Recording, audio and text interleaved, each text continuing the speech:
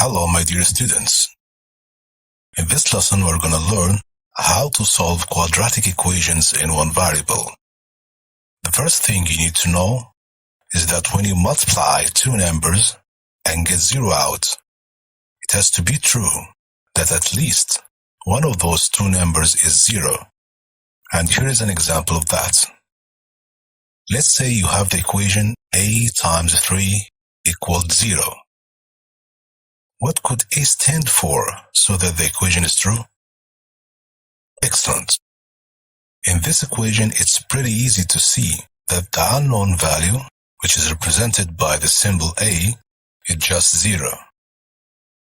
Example 2. 2b equals 0. Do you remember that multiplication is the default operation in algebra? Since the symbol or the unknown and the number are right next to each other, the multiplication is implied. You don't have to write it down. Then 2b means the exact same thing as 2 times b. Now it's your turn to figure out the value of b. You have 3 seconds. Excellent. b must be 0. Example 3. If a times b equals 0, then a equals 0. In this example, we can't say a must be 0. There is another possibility. Since b is an unknown number like a, then b could also be 0. Then a equals 0 or b equals 0. From the previous example, we deduce that an important fact: if the product of two numbers equals 0, then at least one of those two numbers is 0. One more time. If the product of two numbers equals 0, then at least one of those two numbers is 0. Next examples. 1. If x times the group x plus 4 equals 0, since x is being multiplied by the group x plus 4, then to find the value of x, we apply our rule, which is the same fact. Then either x equals 0 or the group x plus 4 equals 0. As usual, move the number 4 to the right-hand side of the equation with a different sign. Then x equals negative 4. Did you notice that x has two solutions, 0 and negative 4, and both solutions satisfy the equation? If x equals 0, then 0 times the group x plus 4 satisfy the equation. And if x equals negative 4, then negative 4 times the group negative 4 plus 4, which is 0, equals negative 4 times 0, which is 0. 2. Y times the group y minus 5 equals 0. Apply our facts. Either y equals 0 or y minus 5 equals 0. As usual, move the number negative 5 to the other side of the equation by a different sign. Then y equals 5. 3. X plus 4 times 3x minus 6 equals 0. Don't forget, if you see this, it means that the group x plus 4 is being multiplied by the group 3x minus 6. We could put a time symbol between the groups, but we don't have to. Now, since the multiplication is implied, apply our fact. Then, either the group x plus 4 equals 0, and as usual, move 4 to the right-hand side by a negative sign. Then x equals negative 4. Or the group 3x minus 6 equals 0. Then move the number negative 6 to the right-hand side with a different sign. Then 3x equals 6. By dividing both sides of the equation by 3, then x equals 6 over 3. Then x equals 2. X has two solutions, and both solutions satisfies the equation. X equals negative 4 or x equals 2. 4.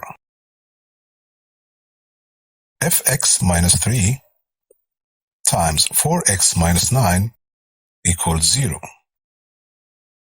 Find the value of x. Since x minus 3 is being multiplied by the group 4x minus 9, then we apply our rule.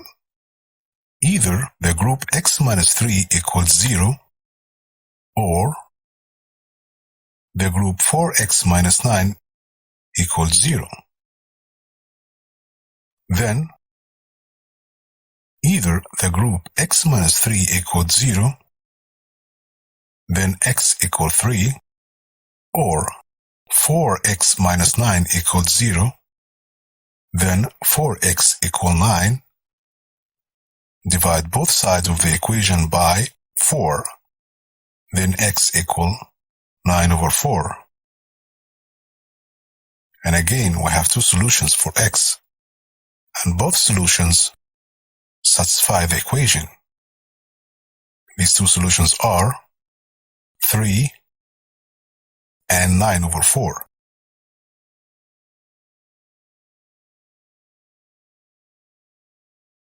And now we are ready to learn how to solve a quadratic equation in one variable. Solving a quadratic equation.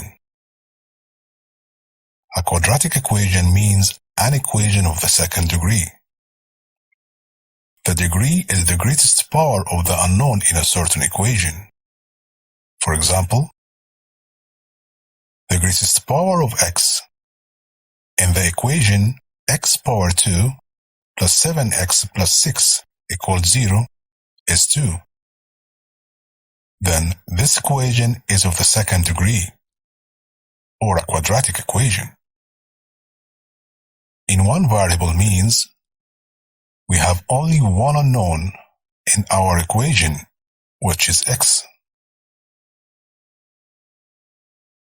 And solving the equation means finding the values of the unknown which satisfy this equation. And this is the main goal. Do you remember? One of the main goals in algebra is to figure out what the unknown values in equations are. And when we do that, it's called solving the equation. Each solution of these solutions is called a root for the equation. Solving these equations depends on the method of factorization of the algebraic expressions. We are going to learn a lot about how to actually do that. How to solve quadratic equations by factorization. Are you ready? Let's go ahead and get started. 1. Find in R the solution set of the following equation. X power 2 plus 7x plus 6 equals 0. It's a trinomial. First term, middle term, third term. To solve this quadratic equation, first we factorize the expression. Open two parentheses and write x in each one of them. X is the square root of the first term. And now, all you need to do to factorize this expression is to find two numbers that multiplied to 6, which is the third term, but adds up to 7, which is the middle term of the expression. Numbers that multiply to 6 are 1 times 6 or 2 times 3. Now, what are the two numbers to choose? 2 and 3 or 1 and 6? Excellent. Look at the coefficient of the middle term. Since the coefficient is 7, then the two numbers are 1 and 6. Because 1 plus 6 equals 7, but 2 plus 3 equals 5. And now, what about the sign of these two numbers? Are they similar sign or different sign? Since the sign of the third term is a positive sign, then the two numbers must have similar sign. These similar sign could be negative signs or positive signs. Which one to choose? Excellent, according to the sign of the middle term. Since the middle term has a positive sign, then the two numbers should have a positive sign. Factorization finished. Now the easy part. Since the group x plus 6 is being multiplied by the group x plus 1 equals 0, then apply our facts. Either the first group x plus 6 equals 0, then move 6 to the right-hand side of the equation, then x equals negative 6. Or x plus 1 equals 0, then x equals negative 1. Then the solution set equals negative 6 and negative 1.